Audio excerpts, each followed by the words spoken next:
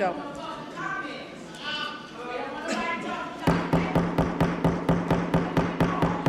okay, public. You have to allow well then you're going to, I'm going to ask the Sergeant at Arms to clear the room. Okay. Alderman Beal had a question. Okay. Thank you, Madam Chair. My first question that I have is, just the other day, we had a meeting where people that were voting remotely were not allowed to be counted as quorum, and you stated that they will be counted towards quorum. So which is it, people remotely can be or they can't be reported towards quorum? I cannot speak to other meetings. I can speak to this one, but I can say that today, after you reach quorum, everybody who is remote is allowed to participate. Well, I totally respect that, Madam Chairman, but can I get an opinion from Corporation Counsel? Can the Corporation Counsel please give an opinion?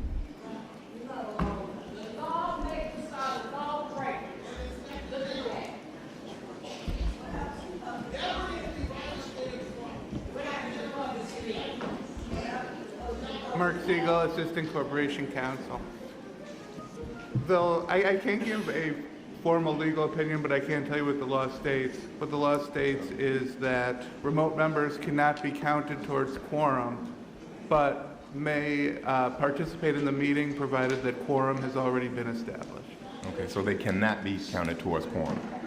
That's correct. There needs to be a quorum established before they are allowed to participate remotely. Okay, thank you. All right. Thank you. I appreciate that.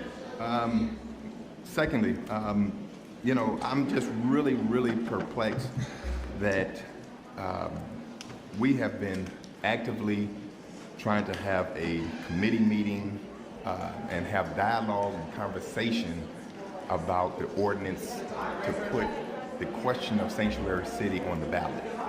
And there has been an aggressive movement to prevent that from happening. And, you know, I mean, if we're going to collaborate and work together and try to work things out, you know, my phone is always on. And nobody has ever called me and said, Alderman Beal, can you come in and we can talk about that ordinance? Nobody has ever called me. So I'm always willing to sit down and, you know, come up with a compromise. But you can't compromise with people who don't want to sit down and talk to you. Now, I did get a call at 6:30 last night from Jeff Levine asking me to talk about a substitute to the resolution. And I asked him to send it to me. He said, well, I can't send it to you, but I can read it to you. And I said, you know, that doesn't do me any good. And I said, you know, this is the 12th hour, and now is not the time to try to negotiate without the person who sponsored the ordinance. And when you look at, you know, the ordinance, we have a numerous amount of sponsors on that ordinance, and we're all willing to sit down and collaborate, because, you know, that's the word everybody likes to use nowadays. You know, we like to collaborate. And, you know, I'm always willing to do that. But you can't collaborate with people who don't want to collaborate with you. I think I'm a very reasonable person. I think I've, you know, negotiated and collaborated my entire career. And so to put this forward, to try to squeeze out the ordinance of sanctuary city, I think is doing a disservice to this entire city. So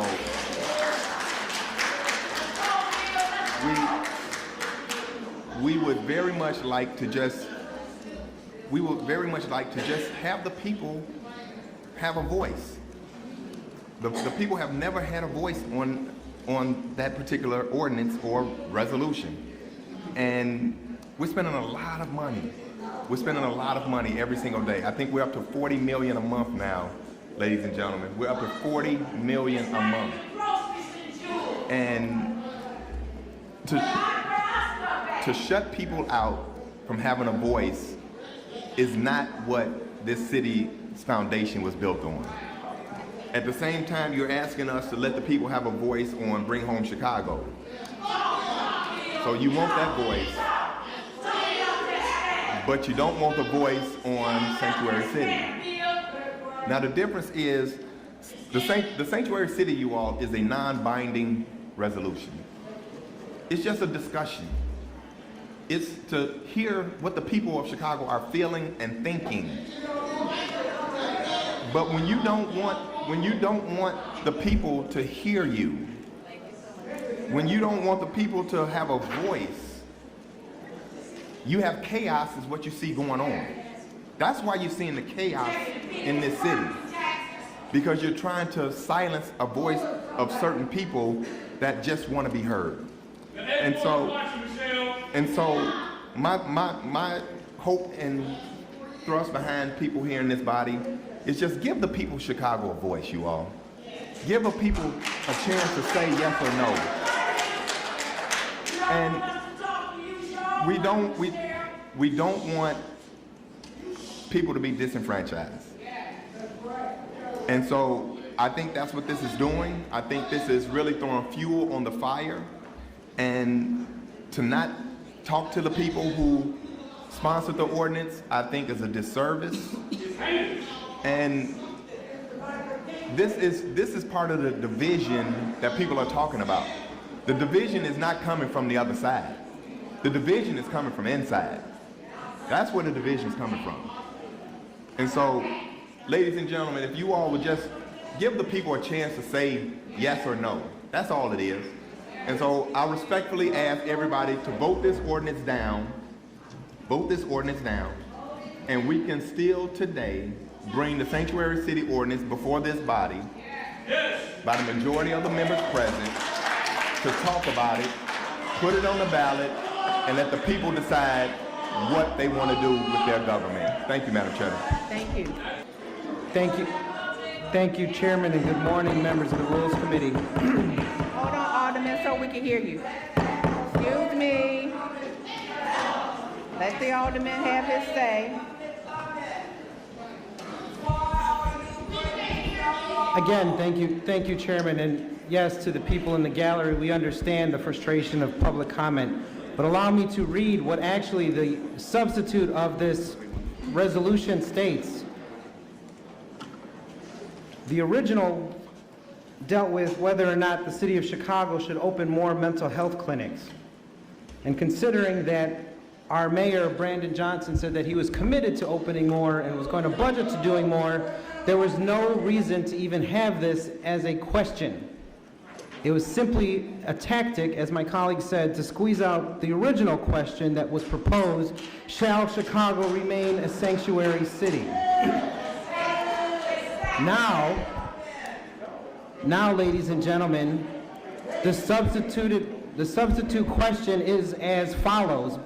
Should the city of Chicago impose reasonable limits on the cities providing resources for migrant sheltering, such as funding caps and shelter occupancy time limits, if necessary to prevent a substantial negative impact on Chicago's current residents? That is the question. Okay. That is the question. He has the right to be heard.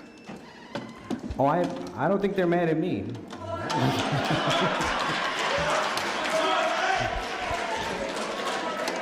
But that is the question, Madam Chairman and members of the committee, that we are now putting before, that we are discussing now putting before the voters. Should we limit how much we spend, which sets us up for the question that what happens when you reach the limit? What are you going to do when you say we've spent all the money we're willing to spend and you still have buses arriving here? This question does not answer the issue as to why people continue to be shipped to the city of Chicago. And they are shipped here because we remain unabashed in saying a welcoming city, a sanctuary city, even though Republicans and Democrats are now taking full advantage of that. Okay. Madam Chairman. Okay. Madam Chairman, I can continue louder. We will if we can't get order. Madam Chairman, I can say this. I too do not support this resolution because it automatically sets the city of Chicago up for failure. Again, we need to vote this down. We need a clean referendum that simply puts the question to all of Chicago. Shall we remain a sanctuary city? Because what we know, and what so many in this room fear, is that the true coalition between the African American and Latino communities does exist around this question because both communities want an end to it. Both communities are being forced to house individuals while those that are proponents of this remain steadfast without a single migrant shelter in their communities. It is unacceptable that we continue down this path. Additionally, Madam Chairman, I need to clarify something. Every meeting, at the behest of His Honor, I invoke Rule 59, which allows for remote participation of members. To be perfectly honest, it is not up to the chair or presiding officer whether or not individuals are allowed to participate.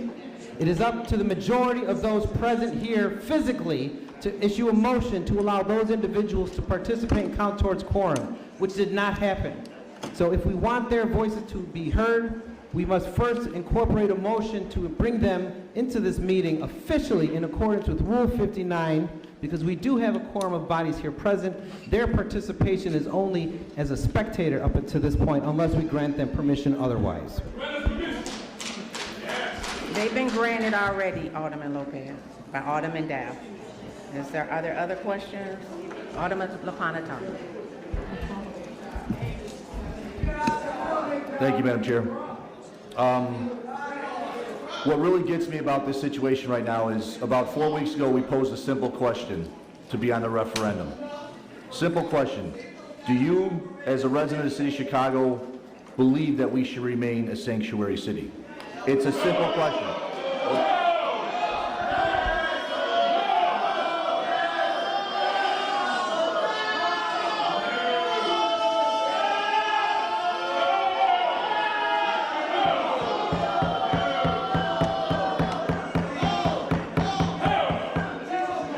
And in posing that question, when we put it together, we wanted to hear from them.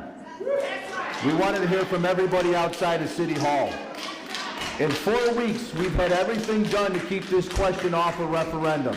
Everything has been done. So much so that we took 5 roll call votes until enough of us weren't here or were pushed out of the room where this could not be put on as a referendum. The entire city's seen that happen. In 3 days, you created another question or a substitute question to our referendum. In 3 days. We wrote it and we came in here and we voted on to hear it or to have it submitted. We can't even get ours out of rules. We can't even get ours put to be talked about in these chambers.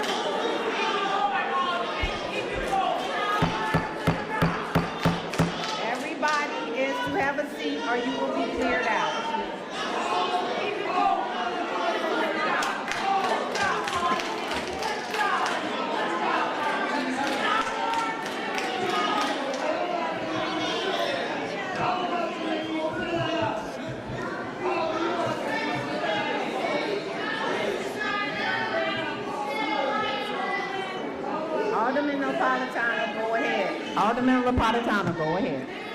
Continue. So here's my question. Let's just make this as simple as possible. This is what this question is causing right now. If we are a body of city council members that are elected to represent our residents and asking them a simple question because they are dying to be heard, and we're denying that, then we voided council. We are not representatives of our neighborhoods and our communities anymore. We're representatives of just this building. And that's not what we're supposed to be doing here. We're supposed to be answering to them. We're supposed to be answering to our neighborhoods.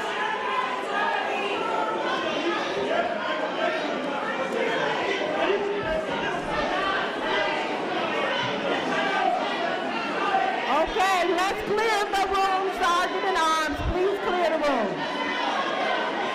Clear the room.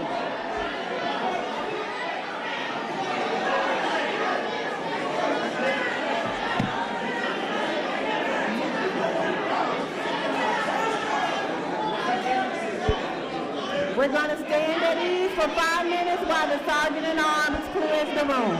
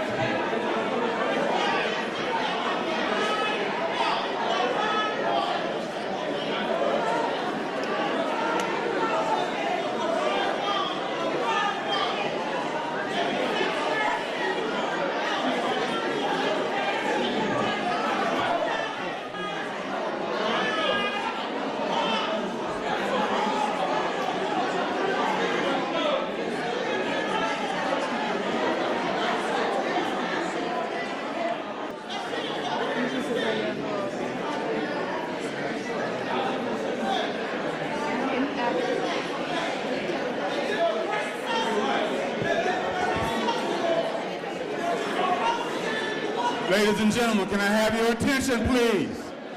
Can I please have your attention? If you are planning on staying in the meeting, please have a seat. If you continue with disturbance, the room will be cleared. Please have a seat. I'm begging of you to please have a seat. This is the last warning.